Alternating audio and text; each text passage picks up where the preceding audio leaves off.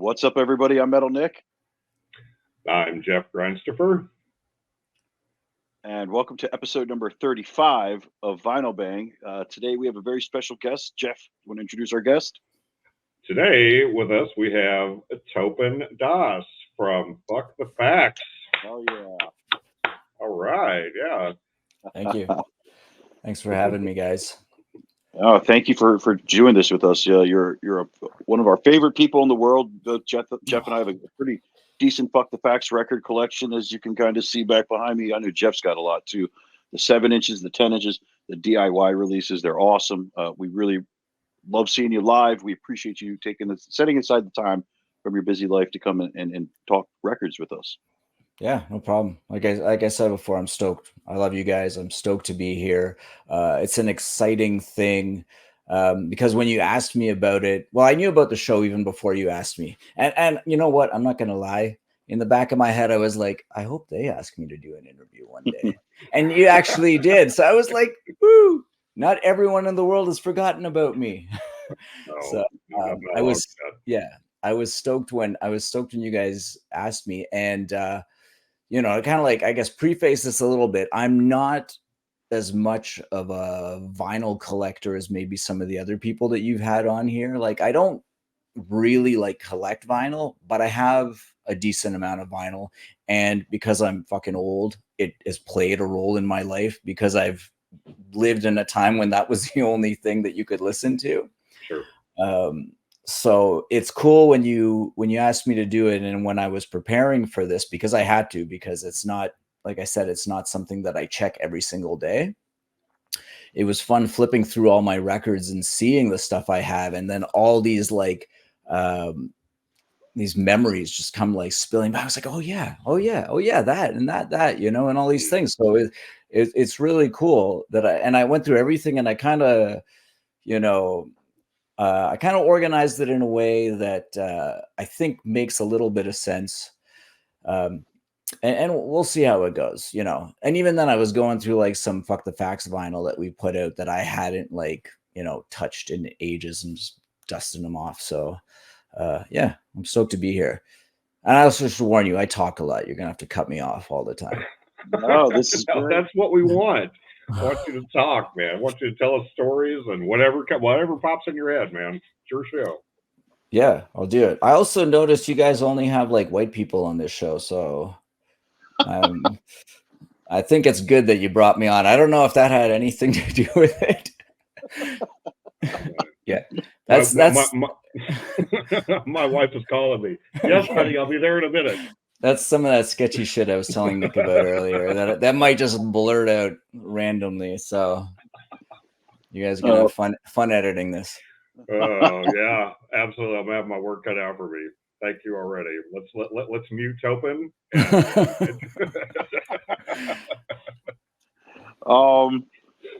Yeah. Do you want to get started? The first record you want to talk about here?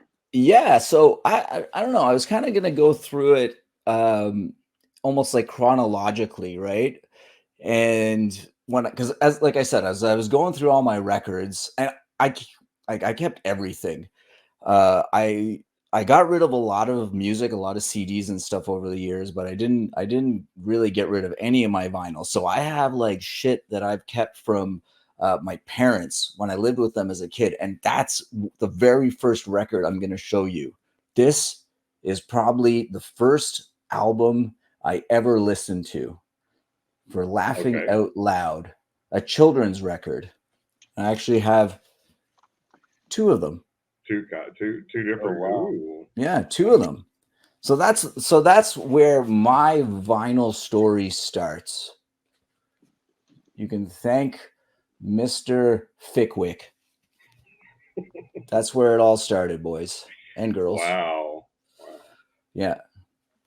I don't know. Is that cult enough? Kind of. That's definitely different. That's definitely something we've never seen on the show before.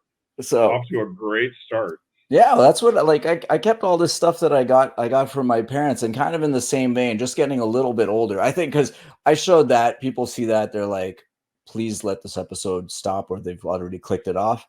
But I think anyone that hasn't clicked it off yet, we're gonna get them back with this. No, I think this one's better to start.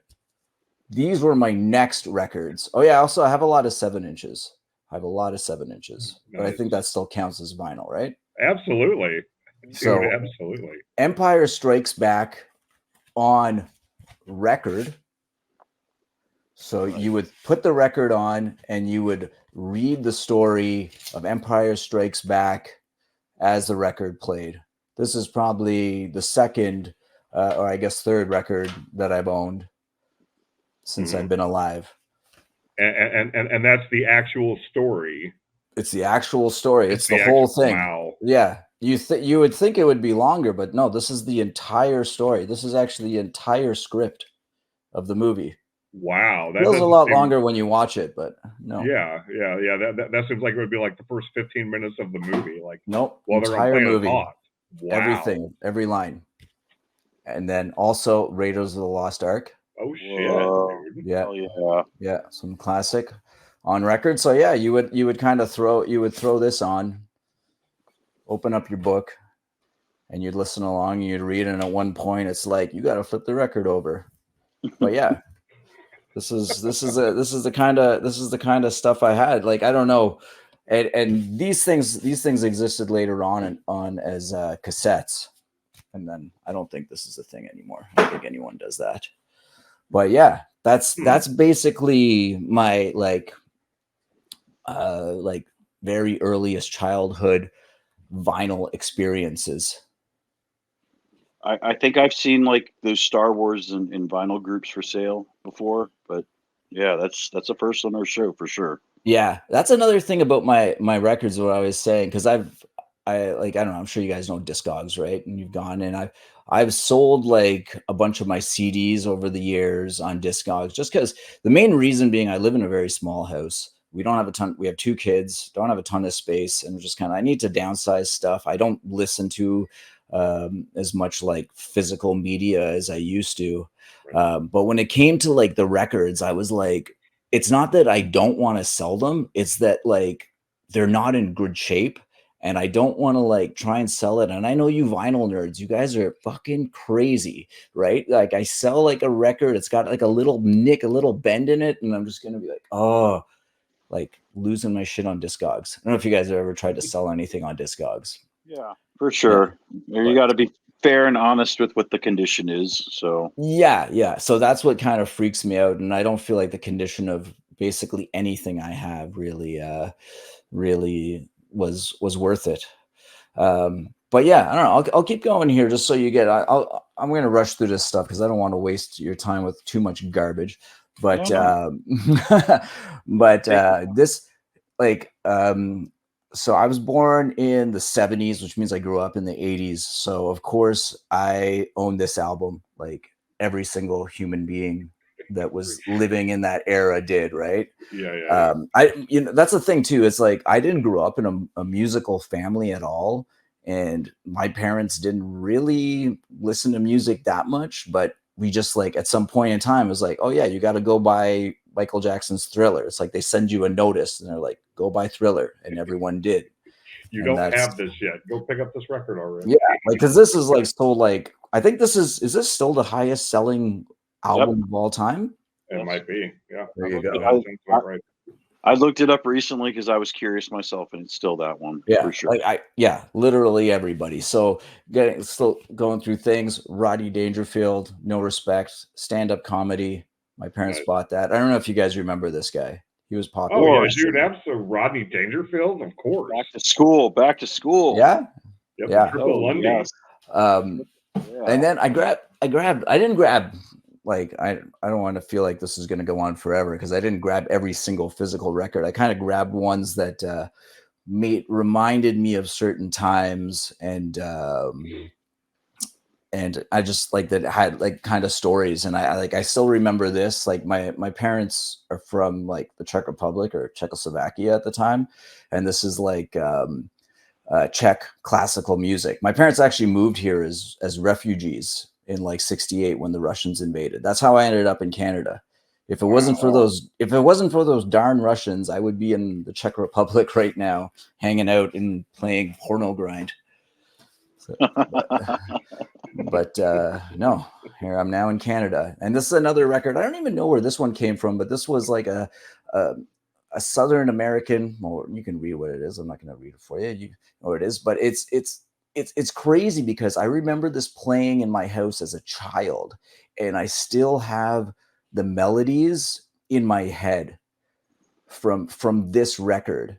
Okay. I don't know. There's something about it that just really stuck with me. Just really stuck with me forever. So, yeah, and that's pretty much like the records. Like I have a few other records from my parents that I kept. I basically kept them all, but those are the ones that marked me. This is one that if you're a Canadian like me, like I don't want to say proud Canadian because that's weird, but like I grew up in Canada. Like I'm like like hockey poutine and like Strange Brew.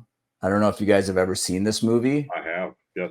It's one of the best movies ever that represents Canadians. And anyone that's watching this and hasn't seen this movie, it's worth an hour and a half to sit down and watch it because I don't know. I love this movie so much. And I got the soundtrack on vinyl. I actually put this on. The guys from Cephalic Carnage used to stay at my place when they would come into town. And one time they crashed here, and we threw this on at the end of the night after the show. I think I was the only one that was actually paying attention, but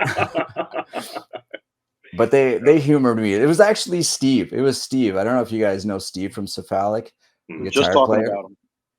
Yeah. So I was like, I think I pulled this out. And I was like, hey, you guys want to listen to this? And I don't think anyone said anything. And Steve was just like, hey, yeah, man, throw it on. And then they just like partied, and I just sat and listened to this all night. So, Those guys. That's my story. I have so many back in the day, so many bands. Obviously the Misery Index guys. I could go on about that forever. But I remember sitting at my kitchen table with Jason, and we were listening to, because I have the original Dying Fetus CD where it was like the 2 demos. I was playing that, and we were like high on mushrooms and drinking at my kitchen table. And he was like sitting there, like reading through the lyric book on the CD. And I'm on mushrooms. So I'm just like losing my shit. Cause I'm like, man, this is like the shit I grew up with as a kid in in Gatineau, Quebec, driving around, listening to this. And right now, the guy that actually sang it is high on mushrooms with me, reading the lyrics and laughing at them. It was this awesome moment. And I don't know. I've had some very similar situations with Jason. Actually, one time the little skit song that's on Grotesque Impalement, I've had him in the car with me with his like hand on my shoulder singing that whole like bridge part to me, like it does in the song. So like he's a very he was drunk this night with me, but when you get him in the right situation, he can be a very comical human being. Mm-hmm. Oh yeah, he's one of the nicest. He's one of the nicest dudes ever. And he, from the very early days, he was extremely supportive of us. I think it's one of the reasons, like, we ended up doing like that tour with them. But even before we were on Relapse, he knew who we were, and he like reached out to us, and I would go see them whenever they would come and play in town and stuff. And yeah, they were some of the coolest dudes, man. I have so many amazing memories of being with those guys. But yeah, it's amazing. That's like another full Vinyl Bang episode where I'll just like talk about all the bands that I've partied with. I don't know. Party Bang, is that a thing? Party Bang. Party Bang. Yeah, that sounds like a porn site. We're gonna go ahead and copyright that before we go any further. Yeah, you just talk. Yeah, you talk to people and it's just like, let's hear about who you partied with. There's some fucking wild stories. Man, my stories I feel like are pretty wild. I can't imagine like some of the other people's stories.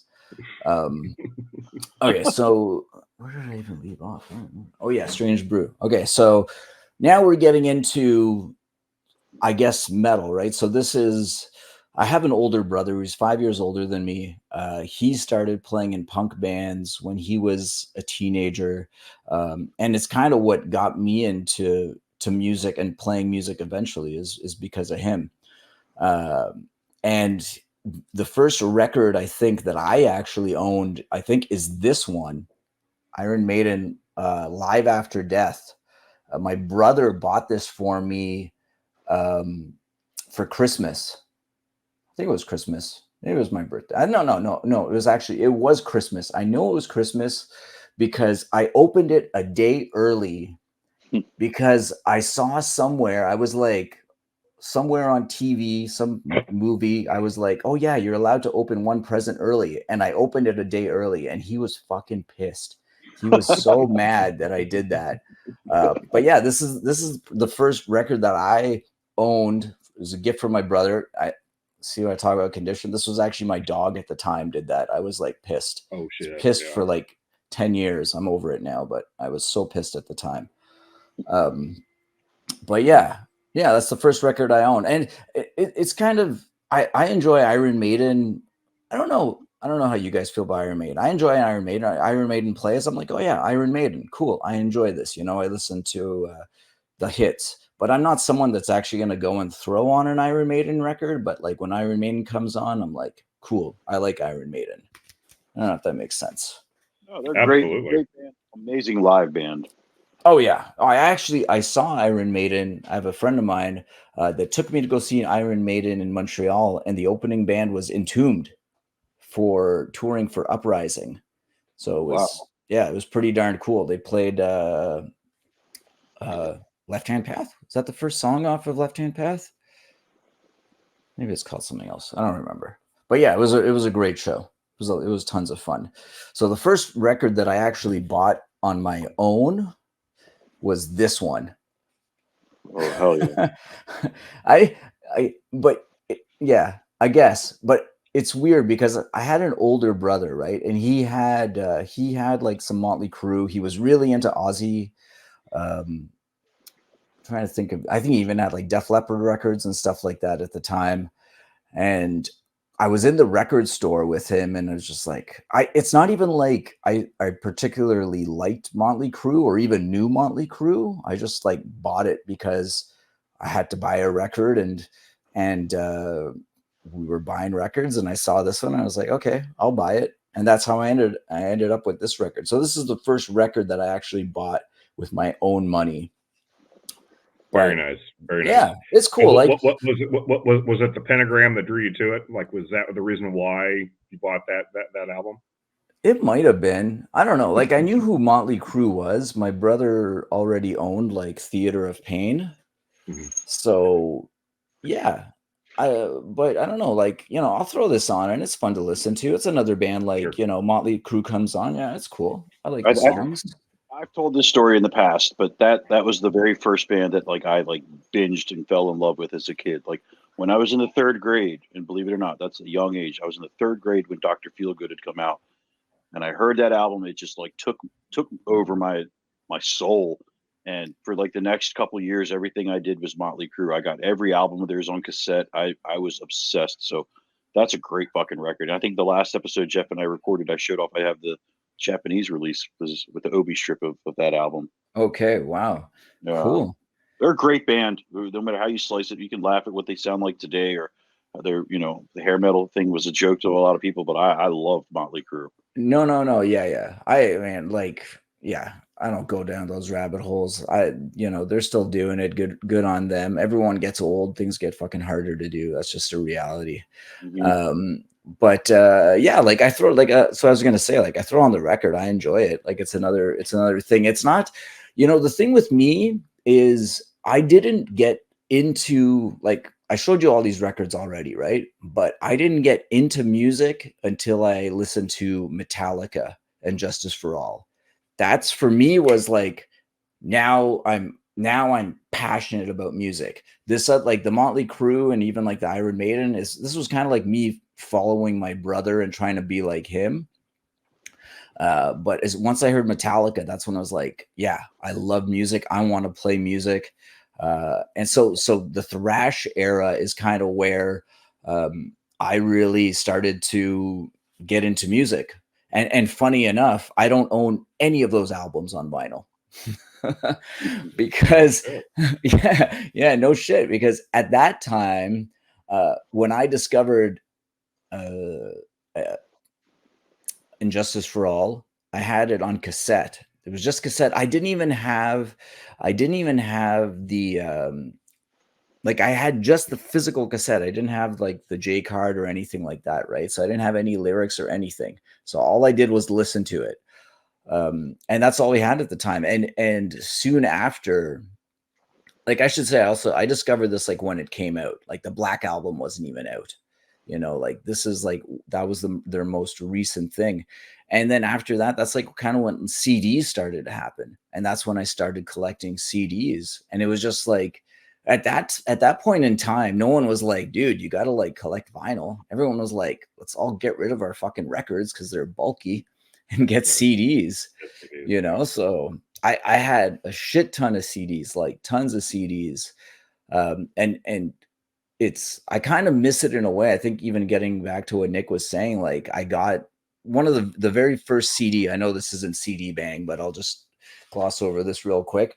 The very first CD I ever bought was Monstrosity Imperial Doom. And I remember listening to it and just being like, this isn't that great. But because it was the only CD I had and I didn't have any other money, I just kept listening to it like all the time anyway. And then after a while, I was like, this is fucking awesome. I love this. So I'm sure you guys can relate to this, because I talk to like anyone that's like, around my age, even younger or older. There was a time where just like, that's what you had and that's what you listened to. And it had to be really bad or really not your thing for you to not enjoy it. You know what I mean? Whereas like now, a lot of people, they'll like stream a song for 30 seconds and they'll be like, no, not my thing. I bought a lot of albums based off of one song because I saw it on MTV or heard it on the radio. And, I made a lot of bad choices back then because it was just one song and the rest of the album was mediocre. So it's a gamble. Yeah. It's true. And like in that era, especially like I'm talking like the early 90s of like when Roadrunner was signing every single band that did like guttural vocals. Like there's a lot of like not amazing stuff that came out, right? But probably still sold a decent amount of records. Right. But yeah, how are we doing so far? We're good. Perfect, We're good? Man. You're great. You're great. This is awesome. Okay, let me know. I don't. These stories are amazing. Okay, cool. Well, let me know if you got anything you want to throw in or you want to ask or something. Sure. I do. I do have one question, real quick. The record that you showed earlier, the Spanish, the riffs that were stuck in your head all the time from your parents listening to that. Did any of those riffs ever make it onto a Fuck the Facts album? No. I just. You said they're all in your head all the time. Yeah. No, I'm not gonna say like not like they haven't been in my head for the past 40 years there. But gotcha. Like I remember all those melodies like very clearly, like it definitely had an impact on me. It was like really catchy stuff. But like so like I was saying, like I was really into thrash, but I don't have anything from that era in music. So when I started getting back into vinyl is actually when like almost like the FTF stuff kind of started, right? And that's when I started. No, I skipped over a part. I got into thrash, like Metallica. I loved Anthrax. Then it took me a while to get into death metal, but then eventually I got into death metal, and that's kind of when my vinyl journey started. And I actually have I have a crazy story about this one because there used to be a record store in Montreal called Rock on Stock, and this place, it was like the record store in Montreal, and you got to think this is still like early 90s, right? And this place actually got eventually shut down for selling bootlegs. Like they would make just like fictional, probably real CDs, but also like fictional CDs that didn't exist. Like Mel, who lived in Montreal, she's like a Nine Inch Nails fan, right?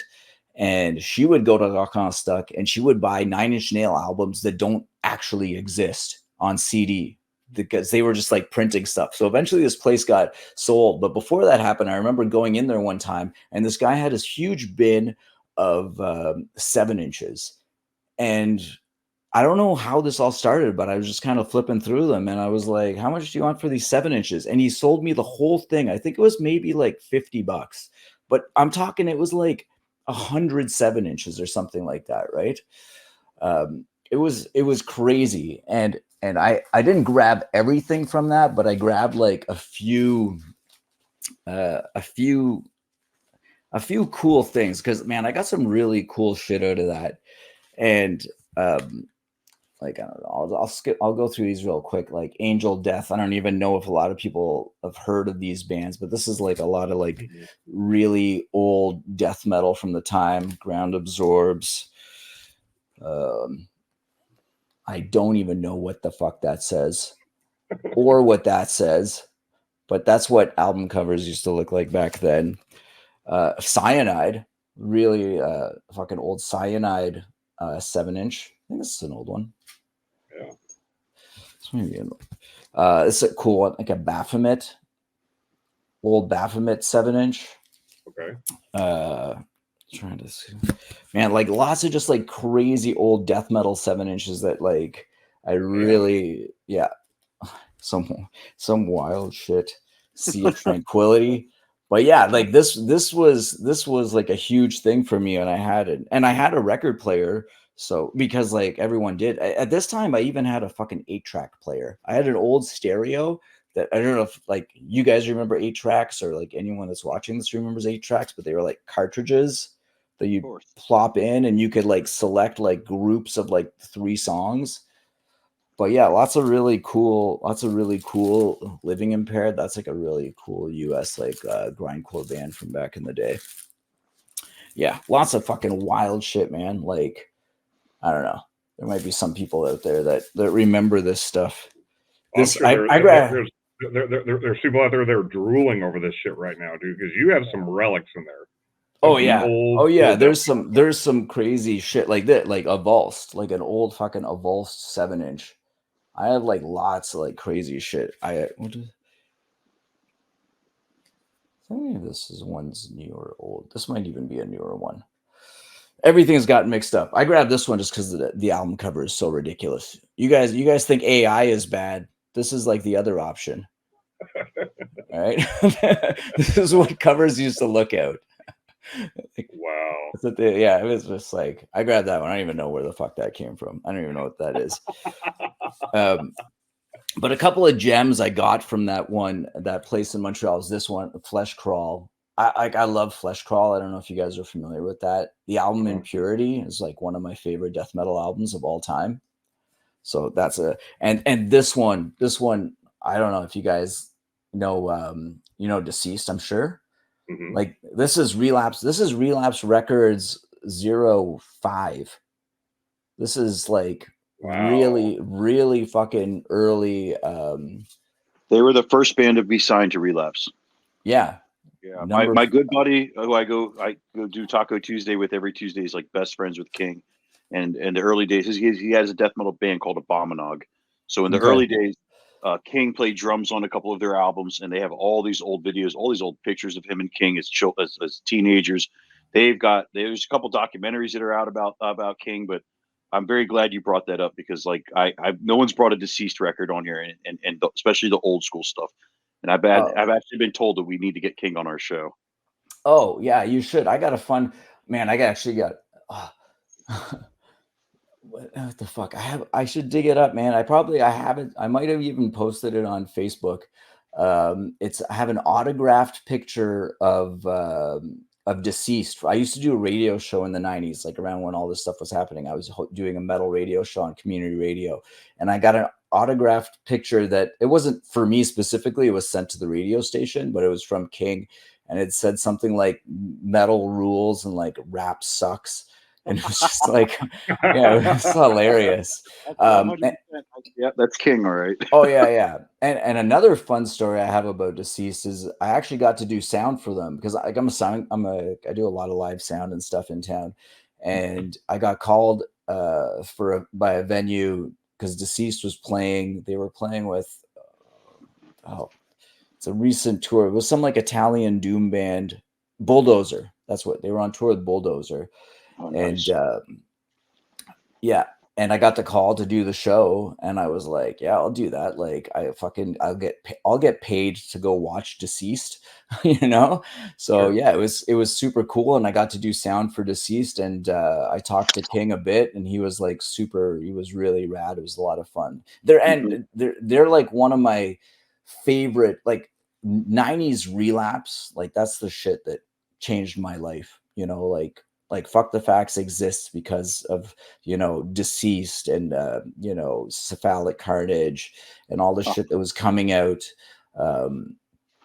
in like 90s relapse. So yeah, it was amazing to have that, and yeah, and get to meet the guy. So and this is the last one I'll end with from that box. This is, I don't know, this might get weird for some people, but this Anal Cunt 7-inch 88 song EP, like yeah, there's some Who's fucking playing ridiculous. guitar on that one? Mike. Okay. Yeah, like this I think is even it's like gray vinyl. This is even I'm pretty sure, when is this? Let me see. 89. So this is even pre Morbid Florist, pre Everyone Should Be Killed.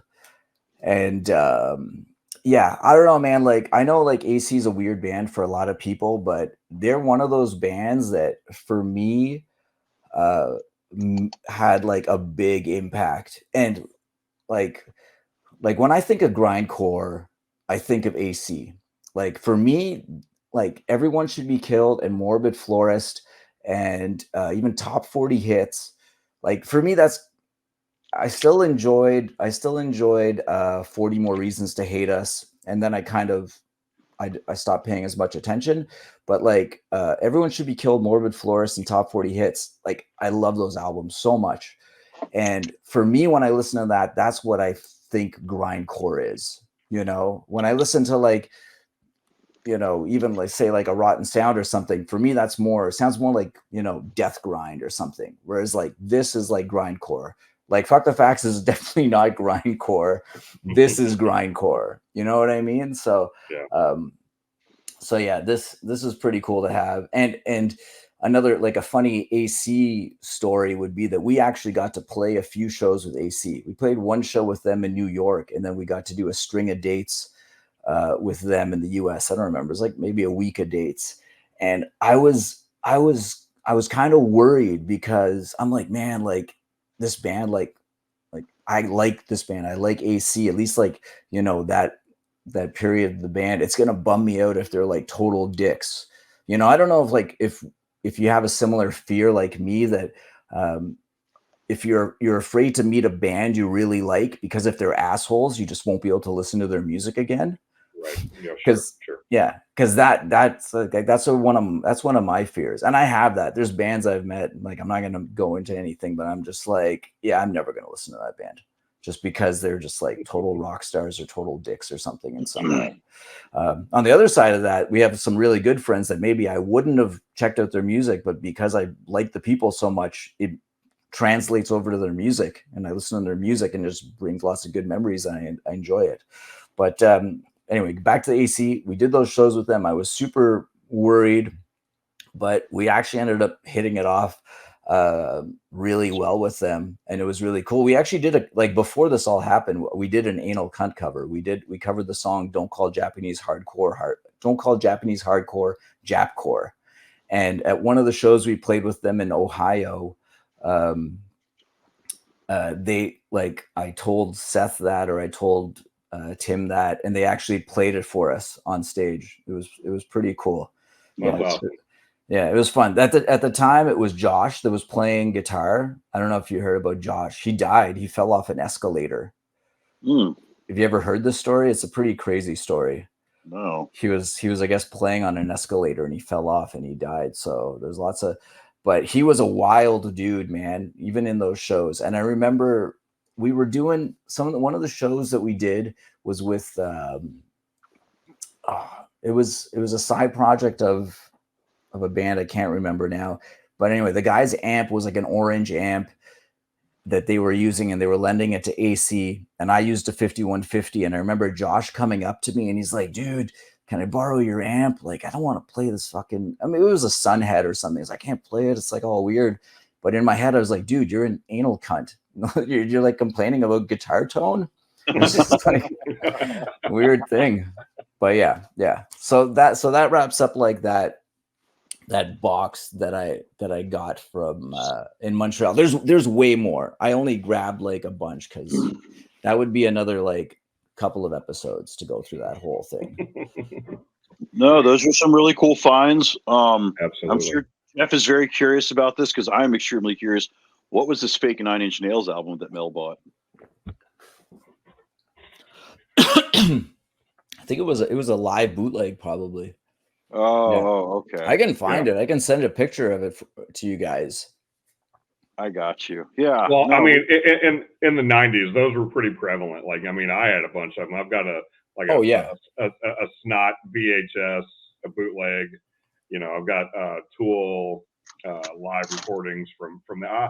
I know what you're talking about. I absolutely know what you're talking about.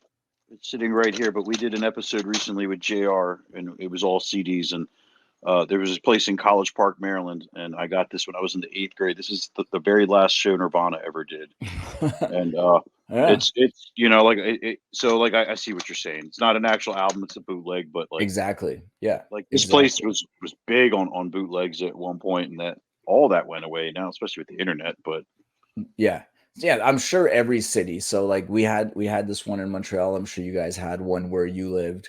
And they all got eventually, like, I know the one in Montreal got like raided and shut down. They just they totally closed it down. Yeah. No, for sure. I will say that whole thing that you just did, every time we have a guest on the show, I always discover a new band, a new old band that I've never heard before. And Flesh Crawl is absolutely the band that I'm going to start digging into now, because like while you were on screen, I was going through my Spotify and looking up Flesh Crawl because I want to listen to this band. Yeah. Oh, they're great. Yeah, they're great. They're like Swedish death metal. It's it's awesome stuff. Swedish death metal. It doesn't get any better than that, you know? Yeah. No. It's killer. It's killer stuff. Awesome. Hell yeah. But yeah. Okay. Hold on. I'll grab. I had this one aside too. Actually, I have a couple. So we're kind of like getting, I guess, into like my like death metal era. So a couple of like I said, I don't have like a shit ton of vinyl. Like I could go on about it, but I have a couple of records that I'll show.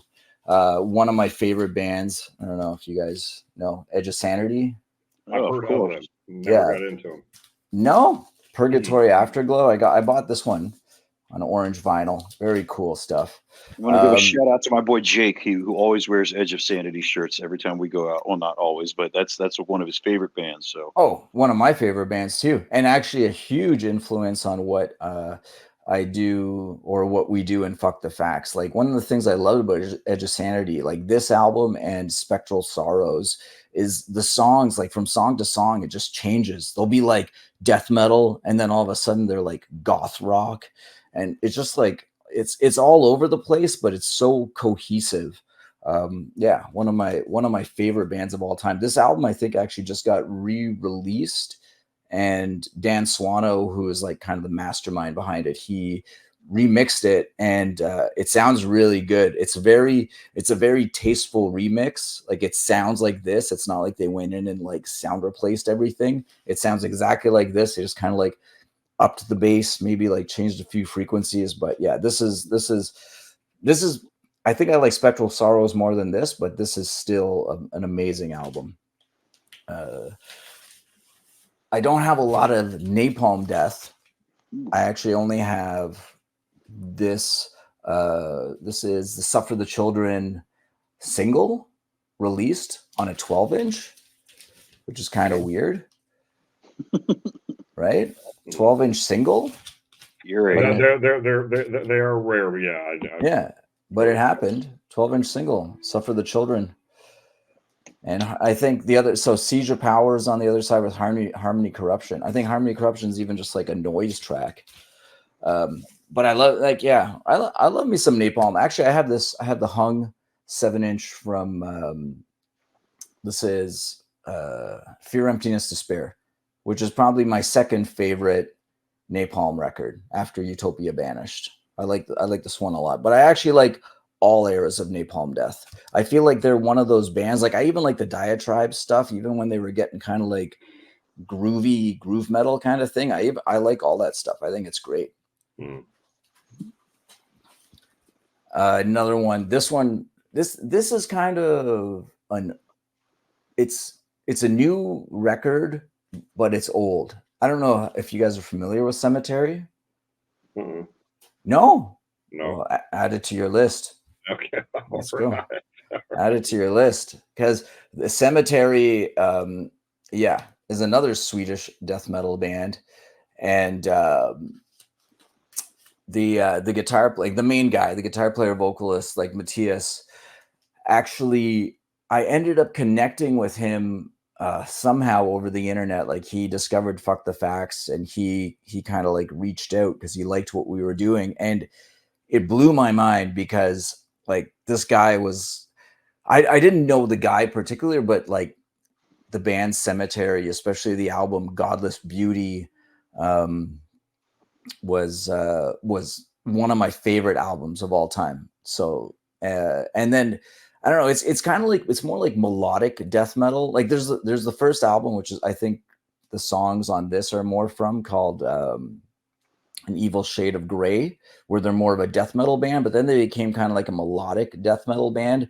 And I love death metal with like melody, but like shitty death metal with melody. It's not it like the progressive polished kind of stuff is not as much my thing. I like it when the guys are like making melody, but they can also barely play their instruments. Like, and that's kind of what it felt like. So that played a huge role on me. And I got to like, and I met this guy, Matthias, when we played in Berlin. He came out to our show and he gave me the 7-inch and he gave me a shirt. We got to hang out a bunch, and it was like, for me, it was cool. It was kind of like meeting James Hetfield. I was like, this is fucking awesome, so that's awesome. Yeah, it's a really fun memory of that one as well. And that's I think most of like pretty much like the death metal records that I have. Okay. Hell yeah, man. They Edge of Sanity. I've only checked them out once. Because like I said, a good buddy of mine, he's got like a ton of their shirts, and they kind of reminded me a little bit of Opeth, but I think it's there's like obviously a huge difference there. Yeah, I'm not super familiar with Opeth. I've heard a little bit, but depending on the Edge of Sanity album that you've listened to, it's like it could be very different, right? Like they're kind of all over the place. Which for me was like a huge thing. It was a big influence. Actually, this one, I had this one later, but I feel like we're kind of talking about it right now, because this kind of like Edge of Sanity. For me, this is kind of like Edge of Sanity. Maybe not for anyone else, but for me it is. Everyone knows this album, right? Yeah. Of course. So I remember I got Mr. Bungle, like the very first one, where they're kind of like the funk metal thing, and I loved it, and I was like, this is awesome. And then getting this album, throwing it on and being like, what the fuck is this? What the fuck? Right. And it's kind of gets back to what we were talking about earlier, where I just kept listening to it because I had it, right? And I knew I liked Mr. Bungle and I had it, so I just kept listening to it. And eventually, like, I fell in love with this so much. This is all I ever wanted to listen to. And then after this, they released California, and I was like, what the fuck? You know, I don't know if you guys are familiar with like those albums, but then California, it's like, because this is like, it almost feels like not structured, kind of like all over the place. And then California is a very kind of like structured, straight up, almost rock album. So that's like, for me, like when I'm talking about like Edge of Sanity, this kind of makes me think of this because it's just another band that just seems to like, I don't know, they just follow their gut and they make the music that they feel like making at the time. And either you follow along or you don't. And there's something, I don't know, like I kind of try to do that's the kind of shit that comes naturally to me. And I think it's because of the influence of bands like this and Edge of Sanity, where it's like, yeah, you know what, you can just fucking make the music that you want to make and not worry about, anything. Yeah. And that's, I like, it's played a huge role in me making Fuck the Facts and the music that we write. So, yeah, that's awesome. Yeah, now I'm even more intrigued to listen to Edge of Sanity because I mean Bungle is one of my favorite bands of all time. Yeah, Edge of Sanity is not that extreme. Like at the end of the day, you're gonna be listening to a metal album, right? And that's fine, but just the diversity, between the albums, just kind of with them doing whatever they want, like that. Yeah, I love that.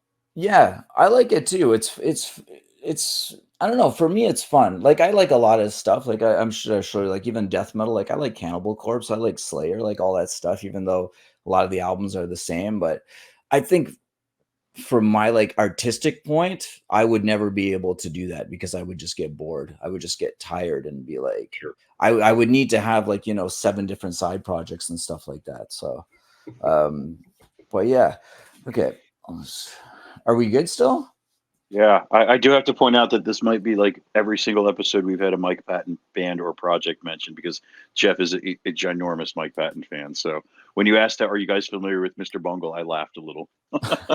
Everyone is, man. Everyone should be. Yeah. God damn it, everyone should be. Yeah. I don't know all of his projects, but a lot of like, because he's done fucking so many, but a lot of them I've really enjoyed. Faith No More is another one that's like a huge influence on me. They're like actually kind of like they're like a more radio friendly Mr. Bungle because even their releases change like drastically and even song to song on albums. So, yeah, the next thing I was going to dive into, I think, were just some kind of like, I guess I kind of did that. Actually, this is the tail end of.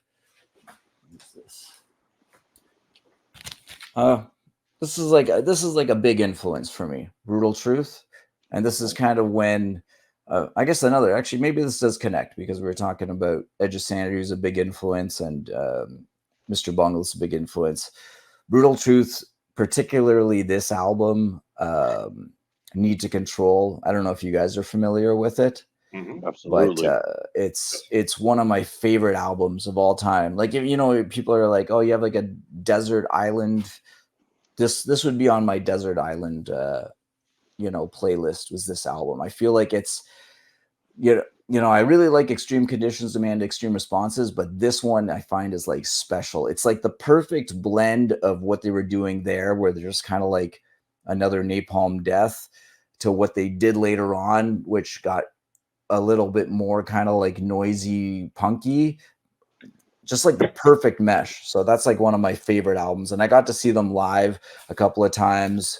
And when I did, I bought some 7 inches from them. And this is more, I think, like Kill Trend Suicide era where they're just getting more kind of noisy. This one's a split with Spaz. So yeah, amazing band. Yeah. Lots of good stuff. And I never got to play shows with Brutal Truth. Oh, wait, no, I did. Well, Maryland Death Fest. The first time we played Maryland Death Fest. I don't know if you guys were there. Nick was probably there, right? 2010, I think Brutal Truth was actually the headlining band. So, yeah, I guess we did. And then we played a bunch of shows with Total Fucking Destruction, which is Rich Hoke's other band. And he was always super cool. One of the raddest fucking dudes ever. Yeah, they were super fun. Lots of good stuff there. Cool. Are we good? Yeah. I feel like I'm just like a fucking shoe salesman or something. I'm not selling anything. Fuck. Okay, I think so. So that's kind of like me getting out of my death metal phase. And then the next thing that sort of happened to me, like I mentioned, I did a radio show, and um, here the quick side story is it was a radio show on CHUO in Ottawa, and it was called Force Fed. And for a very brief time, I don't know, you guys know who Tom Green is, but his radio show was actually just before mine. So yeah, if you remember him, he did like a Of course. Freddy Got Fingered and Oh, yeah, stuff. So Tom yeah, Green. so Yeah, he's from this area. So he kind of grew up, and we have a lot of like friends in common and stuff. So but after he left, there was another radio show that came in that was kind of like a hardcore punk show. And I would, like I said, at the time I was really into death metal, but this guy, I would show up and he would like show me records, and he was actually a really cool dude because he would like trade, like I had like some shitty tapes that I did, and he would trade me these tapes. He would give me like 7 inches and stuff. And I got like from this guy, and it sucks because I don't even fucking remember his name, but he kind of like put me on the path to like what I would end up doing and starting Fuck the Facts, because like all the bands like Napalm Death and Brutal Truth and Edge of Sanity and all that, like that kind of, when I was a kid, I looked at that and that seemed like impossible. I was like, I can never do that. Like, it's beyond me. But when I discovered this other stuff, it kind of opened this new world of underground music that I was just like instantly attracted to, and just felt like this is where I belong and this is what I want to do. I want to be a part of this scene. So I'll show you a couple of the records that I got from that guy real quick. And like, this is like some old like Slap a Ham kind of era, 625 era shit. Agents of Satan, like, I don't know. This was kind of like, I don't know, and this is some Slap a Ham stuff. I don't know if there's some people out there who probably remember this compilation. It's like fucking 100 bands or something on this 7-inch, or 73 bands. It's written right there. 84 songs. There we go. Some really crazy records from that guy. Of course, Agathocles. Everyone knows that. I even have like probably 6 or 7 Agathocles 7-inches, as well as another 6 or 7 Unholy Grave 7-inches. I don't know how familiar you guys are with these kind of bands, but this is kind of like, Fuck on the Beach, power violence style stuff. This is kind of like that like these guys were from Japan, but this is kind of like that wave of like California, like power violence or fastcore, as it says. Another Unholy Grave, Capitalist Casualties. So this is all stuff that I got from that guy, and it really changed me. And actually this one too, this is a really cool one. Exhumed, a really early split 7-inch with Pale Existence. I don't know, I'm sure you guys know who Exhumed is, right? Sure, of course. And Pale Existence, actually at this time, on this record, it's Leon was in that band. You know who Leon is, right? Yeah, yes. You just have to say Leon. That's, everybody knows Leon. He's probably been in at least 50% of the bands that I've shown these records of, right? So he's in like every fucking band. Yeah, he's like he's another fucking really rad dude. He was always a total sweetheart to us. Really amazing guy. Super hospitable. Shout out Leon. Yeah, every time we were in California, it was always super hospitable to us. Really nice. But yeah, that's some stuff I got from that guy. And I'll show this too. This isn't actually a 7-inch, but it was with my 7-inches because it looks like a 7-inch. It's a CD with another million bands on it. But this had this CD I got, I listened to it nonstop. It's just fucking so many bands, very like raw, kind of grindy, hardcore punk stuff. And it has, I don't know if remember the band Be Numb? They were on Relapse for a while. Yeah. So the song on this compilation is called Beyond Fucked. And they redid that song on the album, but it does not sound as good as it does on this compilation. And I feel like I actually keep this compilation mainly just for that one 1-minute song, because it sounds so fucking good on this compilation. It's one of my favorite things. But yeah. Wow. And one last one from kind of, oh no, wait, there's another one actually. You guys remember Disrupt? Yep. Sure. Yeah, this is another fucking killer classic. Like, not this 7-inch, just regular black vinyl. But I'm sure people know the Unrest album, one of the best, like, crust punk kind of like albums out there. So that's another one from that. And here's actually, I don't know who remembers Plutocracy, but that was a huge influence. And this is actually a live split with Phobia. I'm sure you guys remember Phobia or No Phobia. They're still going, right?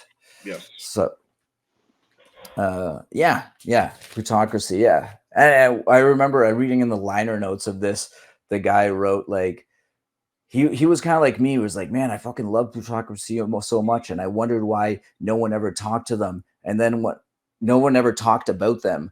But when I went to go see them live, I realized it's because they're fucking horrible. It's just really, really funny liner notes about that. And actually, here's another quick one I dug up when I found it. It's this old fucking Toxic Holocaust. Oh, nice. Yeah. Wow. A split with whoever the fuck that is. Oprichinki and Nikki Oprichinki. I have no idea. Yeah. Yeah. That's, so when this was all going on, I was actually starting to do, I think that's why I grabbed this one too. I was starting to do like tape trading and stuff like that. And 7-inch trading. And I feel like I might have traded with the guy from Toxic Holocaust. His name slips my mind right now, but Joel, I think Joel Grind. I feel like I traded with him, and that's how I ended up with the 7-inch. There was so much of that going on back in the day. Like because I grew up in that era of tape trading and all that shit. Like Jason from Misery Index has a whole book about that, right? Like, please send my stamps back. Yeah. That's my era, man. I worked a job and I literally spent every single penny I had on postage, just mailing shit out, photocopies and postage. That's all I did. So yeah, that's kind of that era of stuff. And a few other things right here. I think I grabbed these as like some big influences. I don't know. I don't think anyone's going to remember this band. They were called Multiplex from Japan.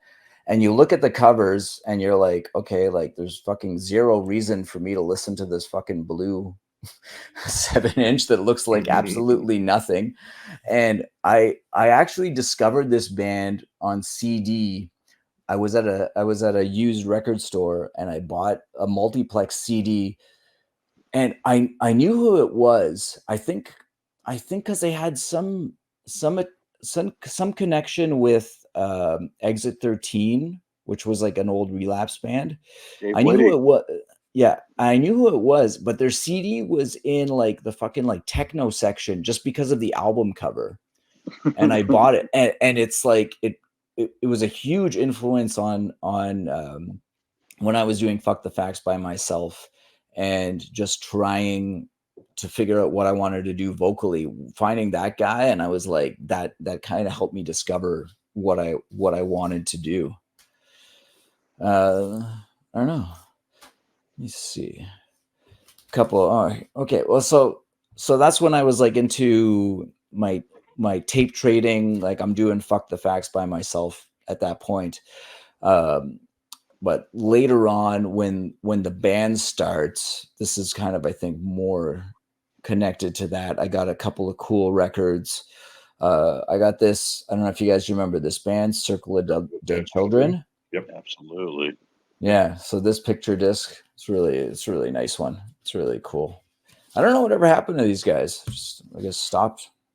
But yeah, they were going to do something a couple years ago, and then I know something tragic happened to the singer in his personal life, so that kind of got a halt to it. But yeah, they're still alive and around. I know that, but I don't think fingers that crossed one of these days they get back together and do something. Because I never got to see them. I've been a huge fan ever since Human Harvest, but I've never got to see them. But man, yeah, I never did either. I don't know if they even ever came up to Canada. So I don't think they did. I didn't feel like they were around that long. But yeah, a couple of other crazy weird 7 inches. Actually, you remember Magruder Grind? Magruder, Yeah. yeah. Aren't they from your area, Nick? Yes, absolutely they are. You know these guys then, right? So I have these like old 7 inches of theirs, like a split with fucking vomit spawn. It's kind of, yeah, it's funny to see this. And I have like a funny Magruder Grind kind of story because at one point, like really like these kind of days, right? Like when they looked like this, when this was their logo, probably, Mhm. and they were putting out albums that looked like this, they wrote to me and they were like, "Hey, you want to like what for Fuck the Facts? Like, hey, you want to do a split with us?" And I don't know why at the time, but I just kind of like I was like, I think I'm good. Don't worry about it. And now look at me. Jeez. I know. I know. Fucked up right there. Could have had it all. Yeah. And then they went on to like take over Science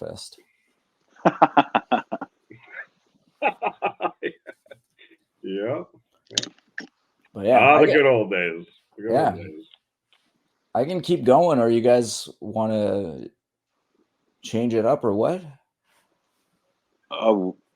What else do you got? I mean, like, yeah, we still got time. If you got time, we're open to whatever you want to talk I'm about. good. Yeah. I just don't want to feel like I'm imposing. No, because I not at all, keep man. talking. We appreciate your This- time. Yeah, no, dude, absolutely. This is fun. This is Cool. absolutely fun. Learning the music that makes you who you are. This is awesome. Yeah, that's well. When I was going through my records, that's kind of what I was. That's kind of what I was looking for, right? Let me grab. Actually, talking about the music that made me who I am. I don't know. I mean, I'll start with this. This one, this one, it's not really like it's a botch 7 inch, right? And but my story isn't about botch. I bought this 7 inch at a concert in Ottawa in I think '97, and they were playing. Botch was headlining with Dillinger Escape Plan opening, and this is before, obviously, before Calculating Infinity came out. It's when they just signed a Relapse and they released Under the Running Board, which is still. I don't know, I actually like the sound of Under the Running Board more than Calculating Infinity. Like there's something, it's like a 7-minute EP, but I fucking love Under the Running Board. And when I saw Dillinger play, it another one of those like fucking my world just changed because they were on stage going, they were doing the whole, now we know it. Now I say it, and like anyone that's watching this that's like, only in their 30s or something is like, yeah, whatever. Like everyone was fucking running around and spin kicking each other in the face and spinning their guitars around. But no one was doing what Dillinger was doing. And it became like a thing later on that even people, it became like a verb. Like everyone was trying to like out Dillinger everyone else, right?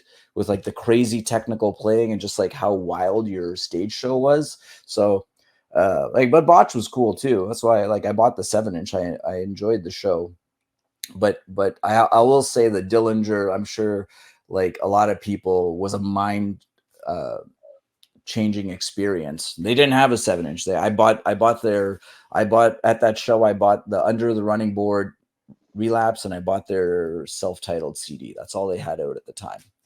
And yeah, it was crazy. It was crazy shit.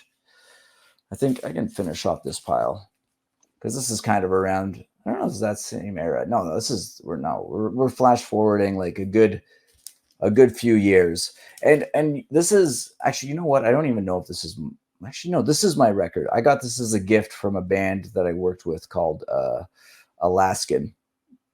They gave me this, and I enjoy. Obviously, this is Converge, and I enjoy this album, but I feel like Jane Doe is really. I think for everyone, Jane Doe is like the game changer album.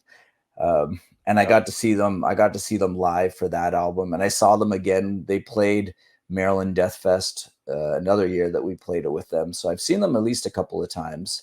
But yeah, Jane Doe was complete game changer, and another band that like I tried to like emulate. Like if you listen to our album Stigmata High Five, you can hear me trying to be Converge and trying to be Dillinger. Like I'm trying to literally be those two bands and Cephalic Carnage, Dillinger, and Converge. That was kind of like my, breakfast, lunch, and supper. That's like all I fucking cared about at the time.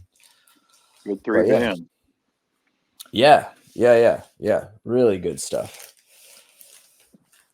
I'm trying to think what else I can get into here. I got some.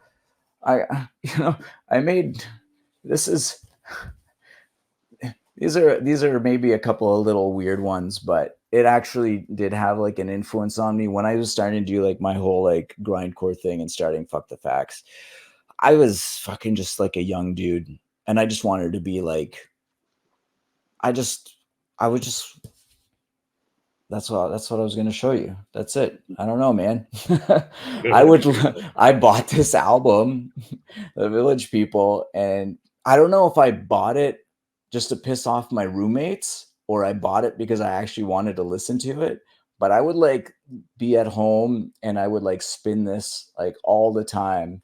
And later on, like when I did a Fuck the Facts noise tape called Vagina Dancer, I took one of these songs called Hot Cop and I just kind of like manipulated it. But yeah, I don't know, man. There was something about this Village People thing that really spoke to me at the time. As weird as it is, I don't know, man. There's just something about it that's just like I just love. I don't know.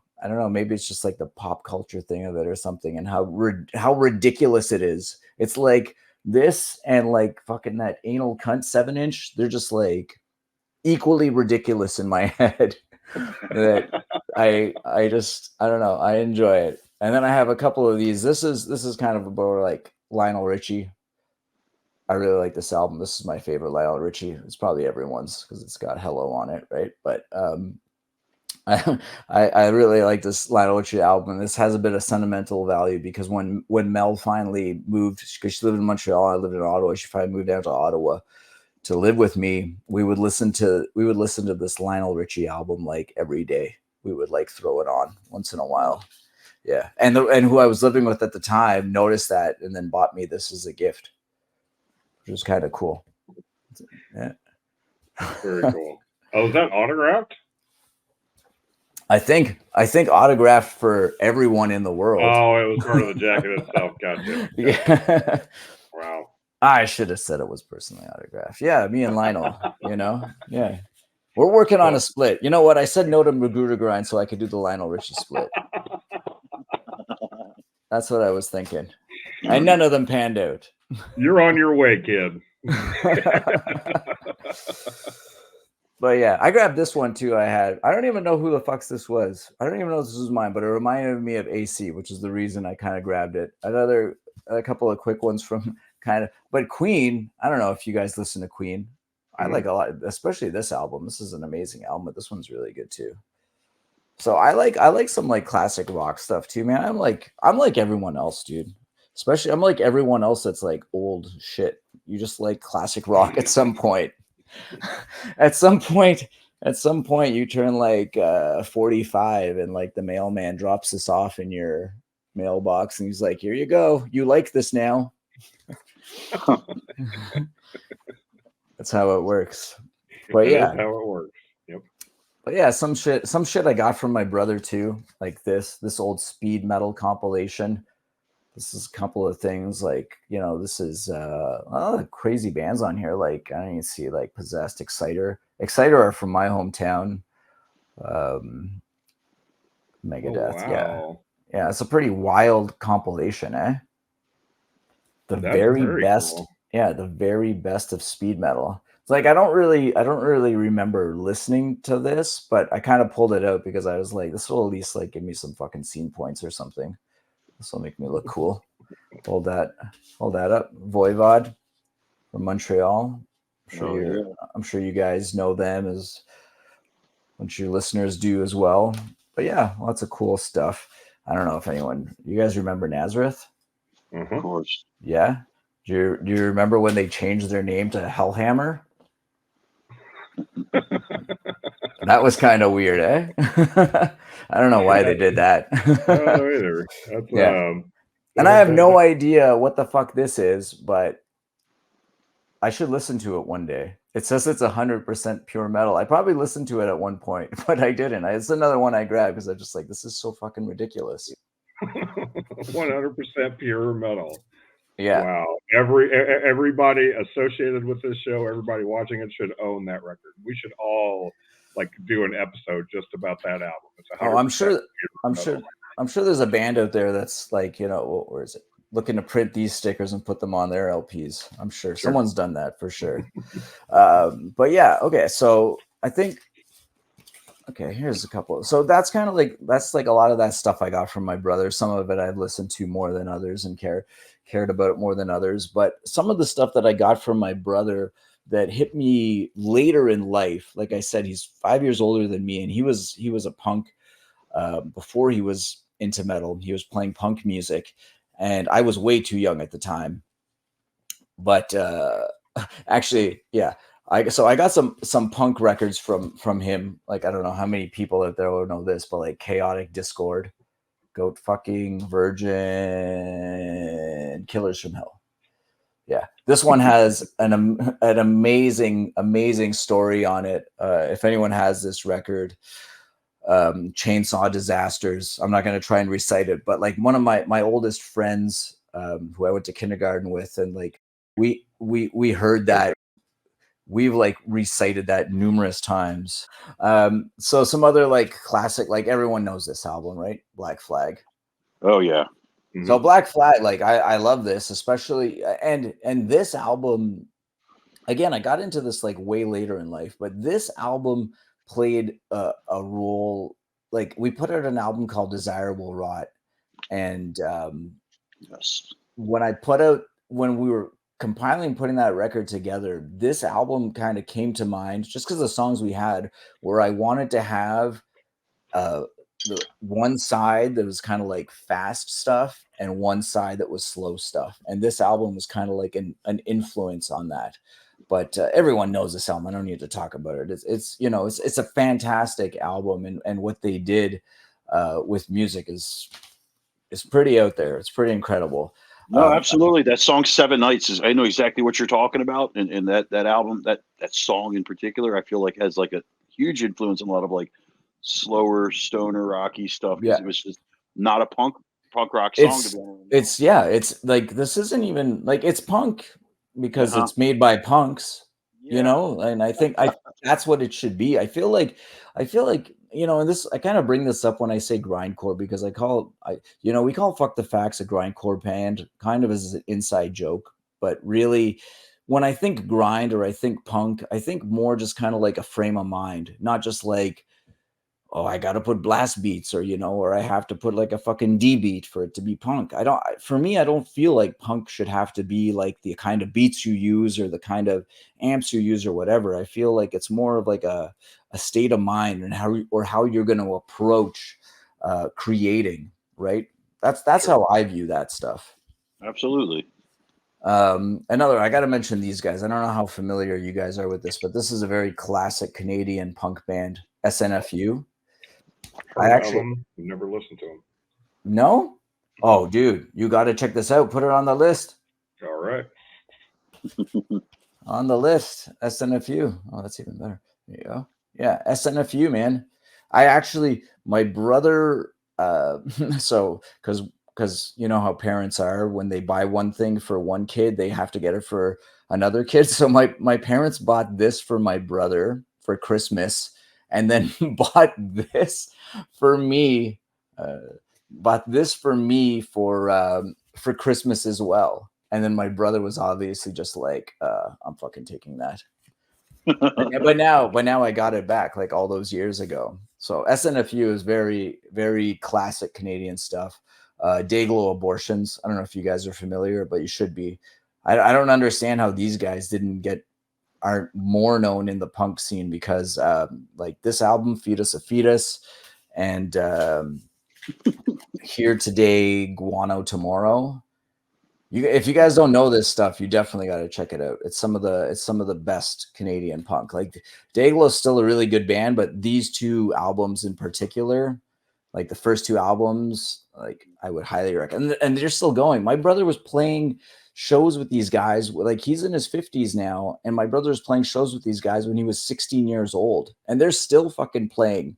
They're still playing fucking dive bars like with 100 cap. It's crazy. Wow. Yeah.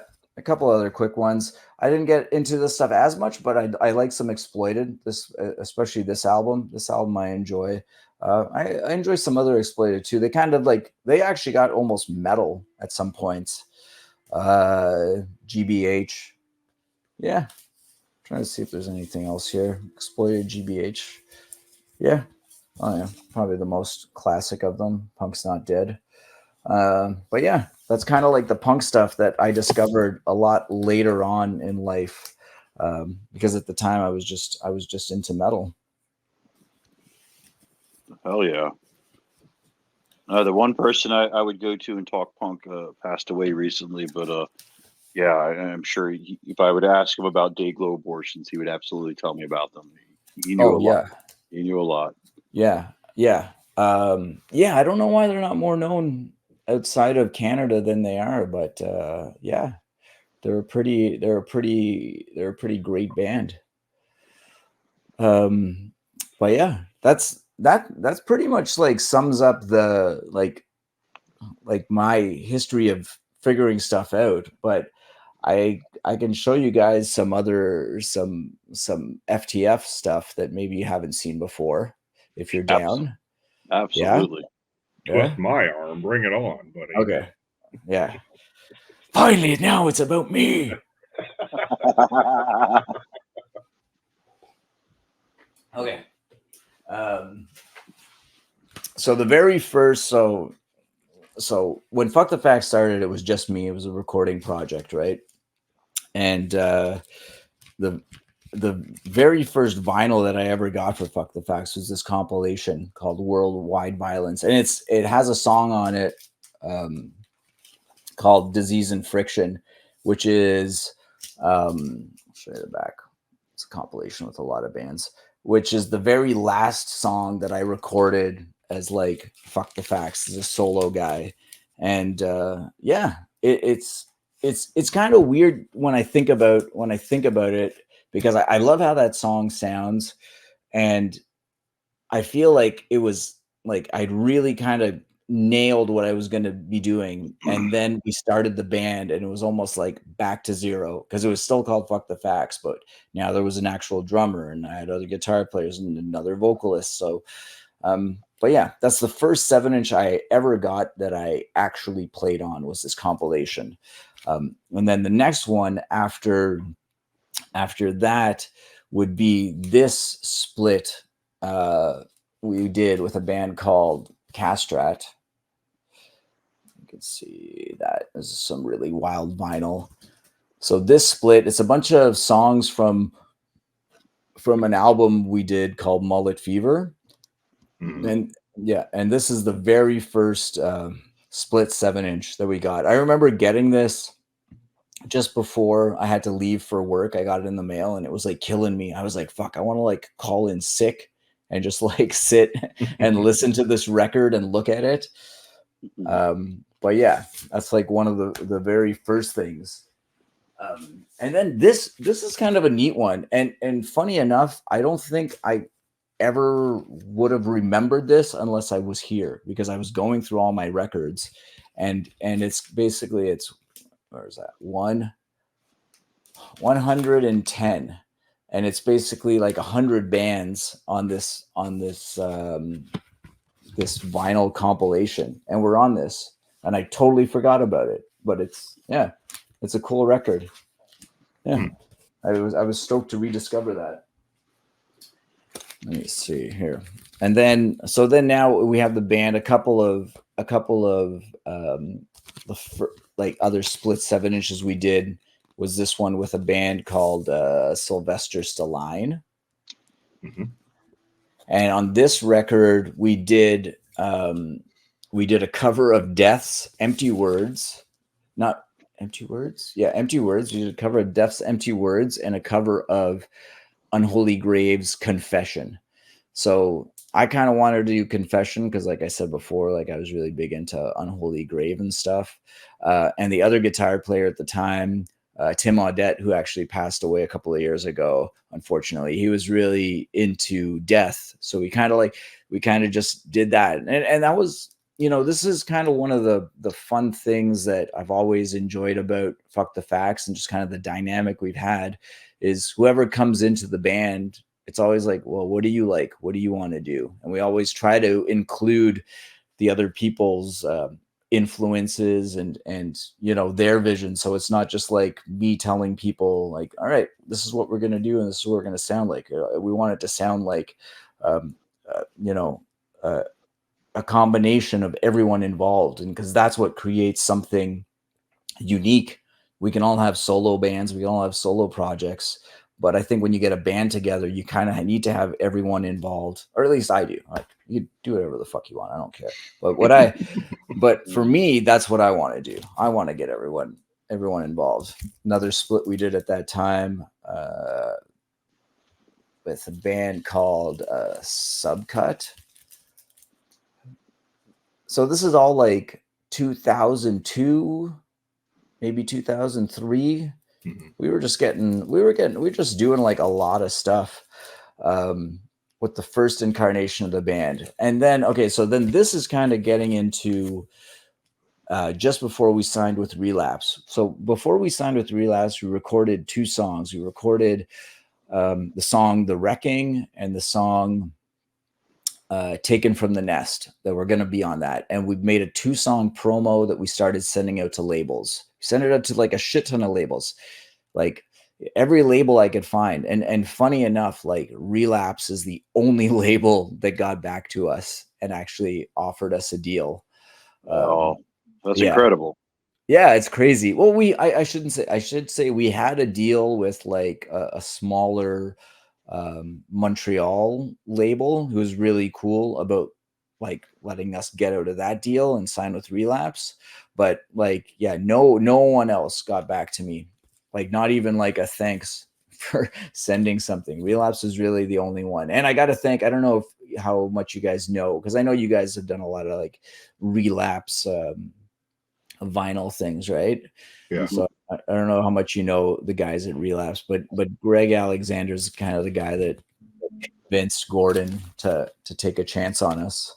I'll get to that real soon. But we released those 2 songs on these split 7 inches. One we did with our good friends, Mesrine, who are from Quebec City, really good friends of ours. We play like a billion shows with them. And this was a band from Texas called Pleasant Valley that we did with the other song. And it's called, here it's The Reeking. And I don't know if that's because I can't spell or because that's what the song was actually called at the time. It's one of those things.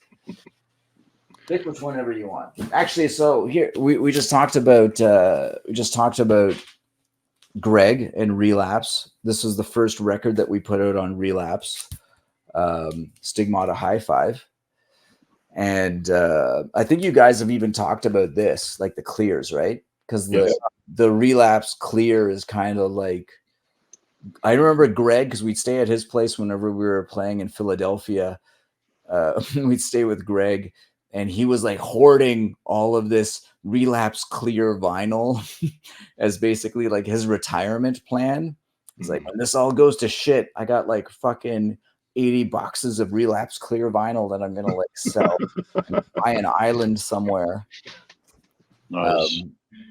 Because it's a thing, right? At least in that era, I think like they were telling me it was like super limited, or they were just like saving it for staff and like special people and stuff.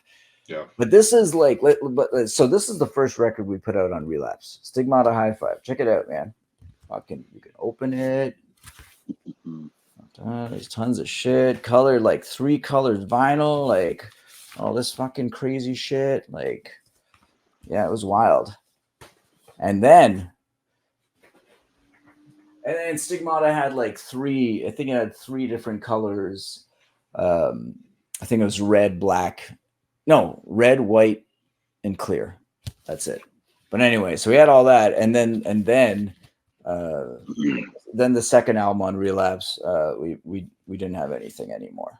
We basically just got like the most simple like basic case for that you could get for a record. But I should say, actually, Relapse did not even release the vinyl version of our second album with them, Disgorge Mexico. Stillborn. Stillborn, Jamie Yeah. Jasta's label. Yeah. Yeah, I remember talking to him. For some weird reason, he was into us, and he put this out. And I think I don't remember. I know there's white. There's a white one. There's one, and this, I believe. Yeah. Sorry. Yeah, there's a white one and a black one, I believe. Yeah, white and black. So real quick, I want to interrupt real quick because I have a quick story to tell about that particular album. That is my favorite Fuck the Facts album. I remember seeing you guys in Baltimore one time, and you played all these songs. I went home and bought the MP3s somehow of this album, but none of the songs that Mel would announce the songs before you would play them, but none of them matched up to what I'm like getting from these MP3s, and I'm like, what in the fuck? And I was hitting up Bill and asking him all these questions. I even went as far as to buy the CD. Same fucking deal. By the time I got my hands on that vinyl and dropped that needle, I hear that one song that's like it's a hidden track. And we've talked about this before. I think some tech nerds kind of like to like put a track before the album starts, and on the vinyl is the only way you can actually hear that one particular song. So hats off to you guys for doing something like that. That's really cool. I can't remember what the name of the song is. I just spun that record a couple weeks ago, actually, but that is a really, really cool fucking album. Yeah, it's I will say it's probably my favorite. Well, for me, this album is when we actually start to sound like Fuck the Facts. Like I said earlier, like Stigmata High Five, like you listen to it and it's like, man, I'm just trying to be Dillinger, I'm trying to be Converge, I'm trying to be Cephalic. This is also like all that touring stuff, like all those horrible fucking like 60-day tours that we did playing to like 3 people a night. We came home from that and we did this album. And I think all that time on the road, just playing all the time and just kind of like desperate, but I don't know, but also like a family, like a unit. I feel like it all came together on this album. And this like this album, like the last one that we put out, Plain While I Saw Her, is also just me, Vil, and Mel. So I feel like this was my favorite album until the last one we did, but this one is still the album that I think is where we actually sound like Fuck the Facts, and we don't sound like a band that's trying to sound like other bands. I feel like it all just came together on this record. Yeah, I'm super proud of that one. I think yeah, and I'm glad you really enjoyed it too. So there you go. Yeah, great album, great time. Some really good songs on that one. Yeah, it feels like a concept album almost. Oh, totally. I think like most of our records are usually when like I don't use like obviously we sit down and we write songs, but I very quickly, as we start to write songs, I start to piece together the album because I'm still an album guy. I want to be able to put something on beginning to end and listen to it, and it's kind of an experience and not like you can skip through songs obviously, but I like the experience of having an album that flows a certain way. And I'm sure you guys too, especially if you're into vinyl. I feel like that's kind of one of the things about vinyl, right? It's like you're not necessarily going to pick the song. You're going to like put the record on and sit back and enjoy the experience, right? Sure. For sure.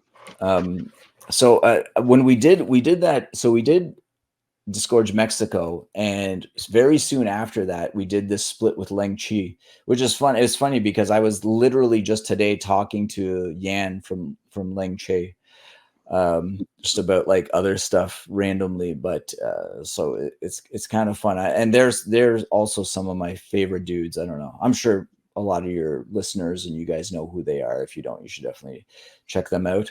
But we did this split, and I love the songs on this, but it sounds fucking brutal. Like we recorded this ourselves when we had really no idea what we were doing, and we kind of like mixed it and then jumped in the van and started doing. I think we went on tour with Psyopus or something like that. We were touring for Disgorge Mexico, I think, when we were finishing this, and we were like finishing this like in our van, mixing and mastering it in our van. So like the production's kind of rough, but like again, like, you know, we can say we're grindcore and get away with it, so it's all fine. But the songs on this, it's still also some of my favorite stuff. Now fast forward, so then we were going to do our third album for Relapse. We basically had a 3-album deal, right? And before we did our third album, we spent a shit ton of money in the studio and recording Disgorge Mexico. Like, I love it, it sounds great, but at the end of the day, we were like, we can't afford to do that again, because Relapse gives you a certain like recording advance, but even we almost came close to doubling that. Like, we took the money that they had, then we took a whole bunch of our own money to put into like making that record. So for the next album, we were like, okay, and the next album, like Die Miserable, we were going to get even less money from Relapse. So we're like, we got to cut somewhere. And we decided to record ourselves and get Craig Boychuk, who did Disgorge Mexico, to still mix it. And to do that, to get ready for that, is when we recorded this EP, the unnamed EP. So this EP, like, I'm gonna say this is probably, like, I still really enjoy it. The like song, I love the song Wake. Loss Upon Loss is also a great song. We re-recorded this for a bonus version on Die Miserable, which I think sounds better than this one. But I would say this is probably like not my favorite release musically, but I will say like Mel did an amazing job with the artwork and just like the packaging and like what she did, because it's all like this like multi-layered thing that she did, and it's really rad. And there's not like a shit ton of them, right? I think there's like black and clear. So that's what we did. Like, that's what we did getting into I think I brought that one up on the 7-inch episode, and I do, because they're numbered, and I think I was bringing up to Jeff how much I really liked the detail and the DIY that you got, the DIY process of what you guys did to put that together. And I mentioned the detail of Mel's artwork and just the packaging alone. It looks incredible. Yeah, and you know, we like all this shit. Like, this is us assembling it like upstairs in my living room, and we're cutting these out, packaging it all. It's kind of been a thing. And you know, and Mel has done like all of our album, like our actual, like she didn't do the split or anything, but like our releases, she always does our artwork. And there's something I really love about it, because it's another thing that I find is like unique to us, you know? So I don't know, it's just something, because in the early days of Relapse, and probably a lot of labels still, there would be like I think it was Orion, or what the fuck was his name? Tim or Ted or something. There was a couple of guys at Relapse that did the artwork and all like the packages. So there was an era of Relapse that like all the artwork looks the same, because it's the same fucking dude doing it all. It's even like the 90s when Dan Seagrave did like all the album covers. It kind of like looks like that. So I've always liked that Mel does artwork, like regardless of what you think of her art, it's unique to us. And that's kind of always been like a thing that I thought was really cool. I guess actually kind of leads into this, because the album that we did, Die Miserable, it's kind of a bummer, because I put it up and it looks literally just like a black box. And I remember talking to the guys from Cephalic about Lucid Interval, and them not being stoked about how the album artwork came out, because you kind of had it a certain way, and then when it got printed, a lot of the detail of Lucid Interval got lost in, like, it's like that eye. I don't know if anyone knows it, but that's kind of what happened with this one. It still looks cool, I think, but it came out much darker than we were expecting. I remember getting these records and being like, whoa, that's really fucking dark. That's like some fucking Metallica Black Album shit, right? Like I think it still looks cool, but it was a bit of a bummer, and I know it bummed Mel out for like years. She was like, I don't want to fucking look at that shit. But it still looks really cool, and I'm still really happy with how Die Miserable turned out. And that was that was the third album that we put with Relapse, and that was kind of, and after that we just started doing our own thing. Let's see. Oh, and thank you for clearing up the pronunciation of Die Miserable, because Jeff and I a couple weeks ago were confused. It might be some French pronunciation that we don't want to butcher. Yeah. I wasn't sure if it was the Miserable. Die Miserable. I think that would be like, I think that's German. When it'd be like Die Miserable.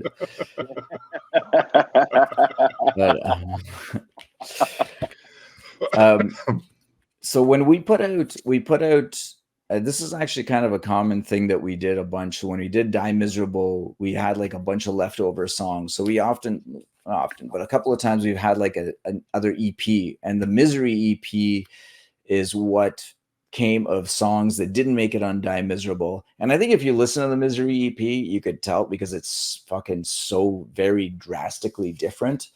And that's another thing, you know, like when, like I talked about making albums, I want them to be cohesive, and I want people to be able to like enjoy listening them from beginning to end. So like there's some albums that I enjoy that I find are just too long. I don't know if you guys have ever encountered this. I'm like, I really like this album, and then after 45 minutes and it's like there's like 6 songs left, and I'm like, fuck, dude, like I want to turn it off, you know.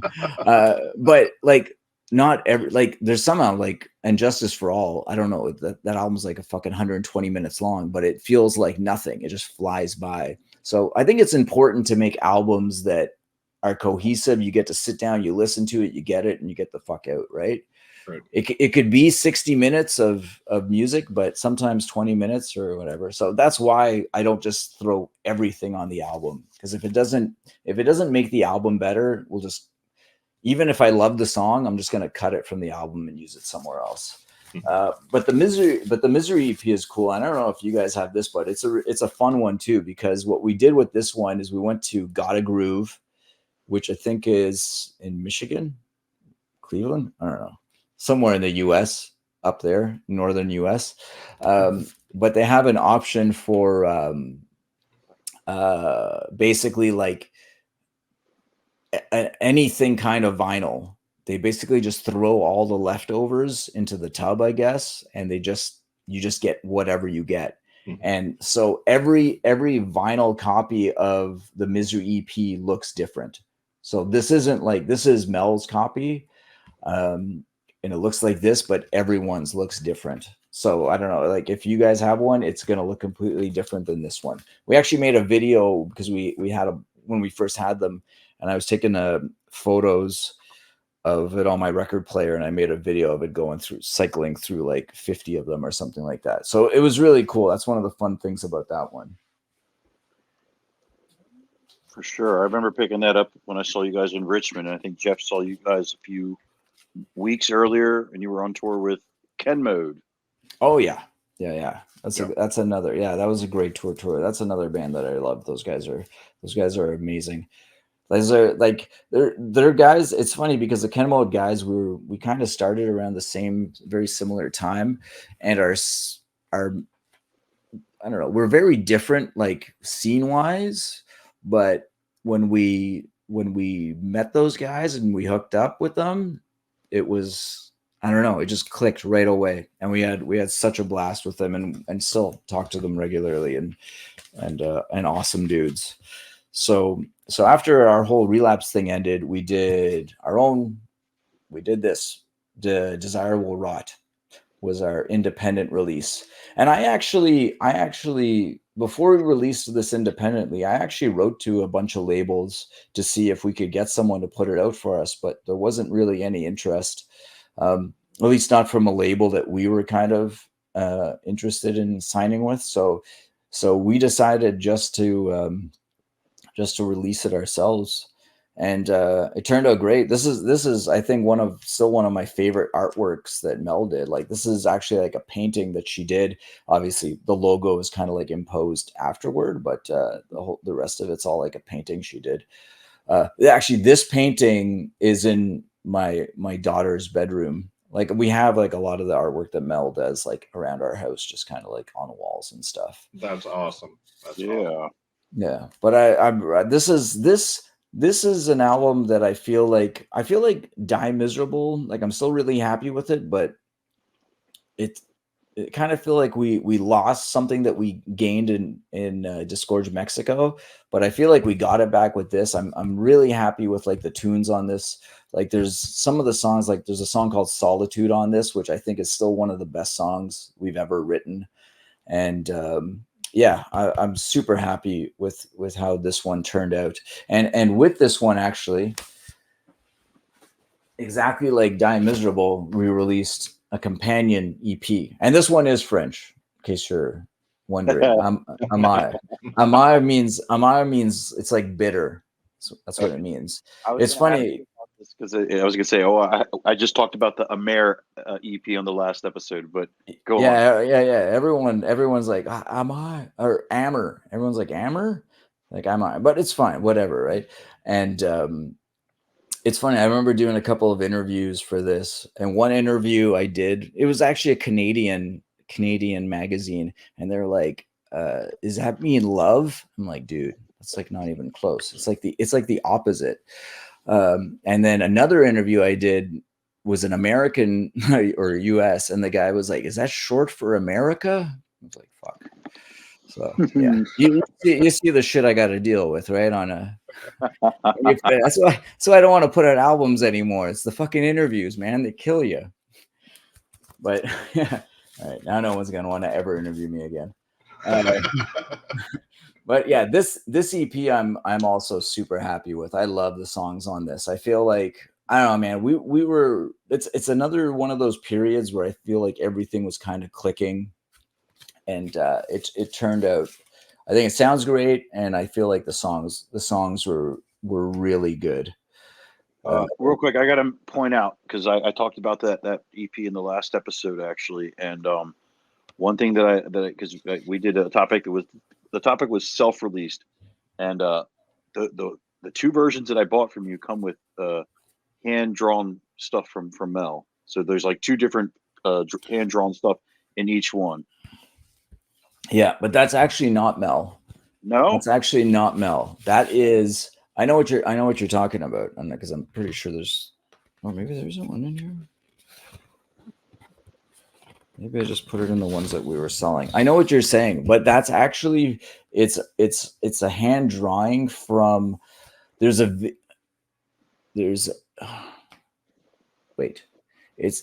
I think I know what you're talking about, because we did a video for a song called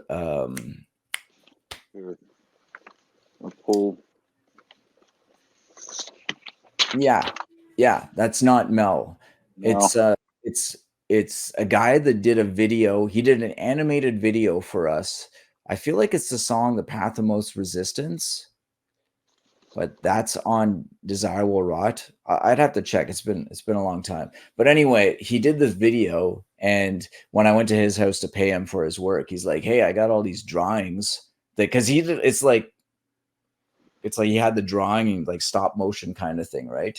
It's really wild the way he did it. And he's like, "I got all these drawings. Like, do you want them?" I'm like, "Sure." So we just took them and put them in with the vinyls. So that's interesting. Yeah, well, it's that's a video. Still cool. Yeah, you've got a still frame from the video, and actually, I got to see what mine is. Yeah, and yours is probably different. They're all different. Yeah, because they're all different. Two different ones in both copies I have. Yeah, they're all different still frames. Yeah. Let's see what else. I'll dig this one up, this one quick, but this one's really cool. I found this. I kind of forgot about this one too, but it's a compilation that our old bass player Steve, who was the bass player on Stigmata High Five, did, and it was for our friend Mike Majewski, who passed away. And actually, the song called "Wake" on the Unnamed EP, and we put it on this compilation, was written about Mike, because we went to his funeral, and yeah, it was just super fucking tragic, man. Like, the very, very young guy, he played in a local grindcore band called Fado. And yeah, so Steve put out this really cool compilation for him, so you got to throw that out there for sure. And another thing, so what we did after Die Miserable is we did a split with our friends in a band called Fistfuck, which I don't know if you guys have ever heard. There's a band called Dahmer from Quebec City. They're like an old grindcore band. So basically, two of the guys that used to be in Dahmer started a band called Fistfuck, and they're friends with Mess Ryan. So we're all friends. We all kind of like play shows together and stuff like that. And we ended up doing the split, and this split's kind of interesting in the way too, because like all that stuff, like I was saying before, but like, you know, we just write and we just kind of do what we want, and we don't give a fuck about anything. This is the only time that like we were like, let's write a grindcore EP for the split. So let's make our side grindcore. Let's actually try to be grindcore. So this is us trying to be grindcore. The songs on this. Every other time we don't give a fuck, but this time we were just like, let's actually try to be grindcore. And that's what. So when you listen to this, that's what we think grindcore sounds like. Probably still not grindcore, but that's, you know. And from that we covered a Warsaw song, which is like an old Australian grindcore band. We did a song of theirs on that. This is really, really nice vinyl too. So yeah, that's awesome. Yeah, really cool tribute. And one of the last things we did before we ended up taking a break for a while, I don't know if you guys have seen this, but it was a split. It was not a split. It was a tribute to the band Helmet and their album, I guess, Meantime. Mm-hmm. And yes. I don't know. Have you guys heard this? I actually own a copy of that. Yeah.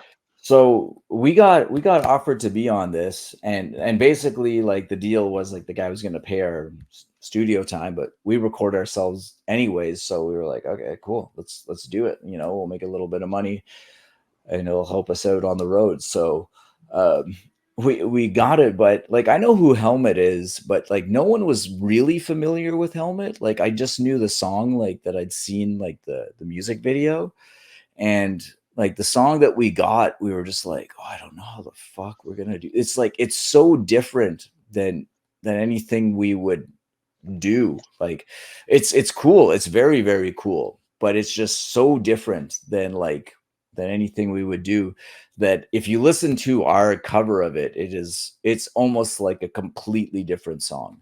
You know, we just basically took the kind of like the main theme of it, the main ideas, and yeah, just kind of made it your own. Made it our own. Yeah. But it's very, very different, but it's very cool. And the guy did an awesome job. Like the Magnetic Eye guy, like beautiful vinyl. Like he does quality shit. He does really good stuff. So that was really cool. So then finally, the last album that we put out, and we did it ourselves. And this is 2020. It's our pandemic album, and it kind of ended up being the perfect time to put it out, because it was a pandemic. I couldn't go to work, or we didn't really have much to do, so we finally had the time to finish this album. And for me, this is, like I think I was mentioning earlier, like this is, I think, the best album that we've done. I think it's like, I think musically it's my favorite album that we've done. definitely since Disgorge Mexico. But I still enjoy all of our albums, but I'm really happy how this one turned out. And the artwork I think is really cool. It's a picture of, this is actually a photo of Mel's mom at her wedding, and it's just kind of manipulated. So yeah, I don't know. And that's it. And we did I think we did, a clear, and we did a clear and white. Yeah. I think we did 2 presses. What ended up happening is we had no idea what the fuck was going to happen, so we pressed such, like, because we hadn't done anything in ages, so we pressed like a ridiculously small amount, and we sold out of it like too fast, and then we were like, fuck, this just looks stupid, so we ended up doing a second repress. That's kind of why there's like the 2 presses of that. And actually we repressed Die Miserable, not Die Miserable, Desirable Rot as well. So yeah, that's a fun thing. And actually, I just remembered one thing. You remember when you were talking about Disgorge Mexico, and the whole fucked up track listing? There was a period, I think, where I was talking to them, like after all of this happened, I was buying some of our old records. Actually very, not recently, but I think this year or last year, I ended up buying everything that Relapse had left of our music. I was just like, I want it. I don't want that shit just sitting somewhere. I know that like you guys probably won't be able to sell it, but we'll be able to sell it at shows or something like that. So I bought all of that stuff. So I was talking to them, and the album Disgorge Mexico was not on any streaming services at all. And part of me, I was like, fuck, I should just upload it, right? But I was like, I can't legally because we don't technically own the rights to those recordings. So I had to bug the guys from Relapse to put it up there. But for years, probably like 10 years, that album wasn't like on streaming. I don't know if streaming's been around for 10 years, but yeah. Nice little side tangent. But yeah, anyway, this album, super happy. It's the last one we did. And, there should be at least one more. We probably have at least one more album left in us. I hope so. Dude, I love the new album. I absolutely love it, and I agree. It's some of your best work for sure. Yeah, well, obviously, I saw when you were talking about it. I bit that little clip there on our socials, and yeah, I was like, damn, it's that's it sucks that it's such a tragic thing, but as an artist, when you hear like that your music has that sort of impact on a person, it's like, I don't know, man. Yeah, it's incredible. It's an incredible feeling. So yeah, that album definitely helped me deal with the loss of Buddy. So I think it's one of our darkest albums, that we did. So, but yeah, I'm really happy with it, and it's it was fun to do because coming out of that, like you're talking about the whole meantime, the helmet thing. And when I listen to our helmet cover, I can tell that I just don't fucking want to be there. I was like so burnt out, and I was so over the grind, like pun intended, of being a musician and trying to do this shit and just feel like you're not getting anywhere. I was just like 15 years, man, of touring in a van and playing like, the shows that we were playing. It took its toll on me, and I was just kind of over it. So when we stopped playing, after Desire Will Rot, which is like, that title is kind of saying what was happening. Like when we named it Desire Will Rot, like, and we booked a full Canadian tour, a full US tour, a full European tour, knowing that those were going to most likely be the last tours we were ever going to do. We didn't announce it or anything, but we booked those knowing that we would not tour again after that. And when we came back, we played our last show in April of 2016 in Italy. It was like, it's funny because I was even talking to Mark about this recently, because it was like the shittiest show ever. It was so bad. It was just so disorganized, sounded like shit. No one's there. No one gives a fuck.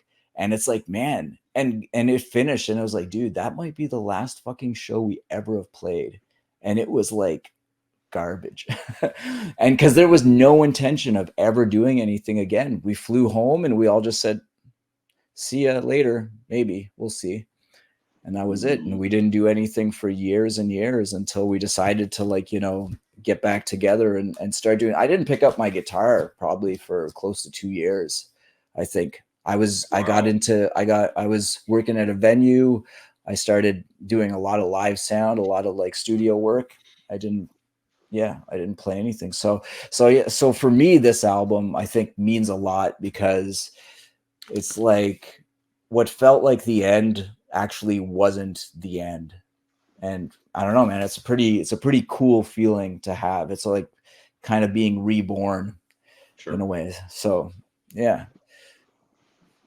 Oh yeah. Well, hopefully we get to see you guys live one more time and at least get another album out of you. Like you said, you think you got one more, so like I'm all for it.